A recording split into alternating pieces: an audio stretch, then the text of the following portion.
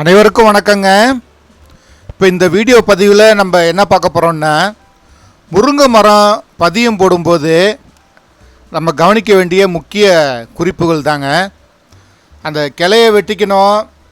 நல்ல ஒரு பூச்சி இல்லாத கிளையாக பார்த்து வெட்டிட்டு அதை கட் பண்ண இடத்துலலாம் சாணி வச்சு நம்ம பூசிக்கணுங்க. ஏன்னா அப்போ தான் அந்த ஈரம் காஞ்சி போகாது. குறிப்பாக நான் இந்த ஏப்ரல் மாதத்தில் போட்டுட்டேங்க. பதியம் பண்ணி போட்டு வச்சுட்டேன். பாதுகாப்பு ஏற்பாடெல்லாம் பண்ணிட்டேன். ஆனால் பார்த்தீங்கன்னா துளிர் வரும்னு வெயிட் பண்ணேன். 15 நாளில் துளிர்க்க வேண்டியது கிட்டத்தட்ட பார்த்தீங்கன்னா 2 மாதம் ஆயிடுச்சிங்க.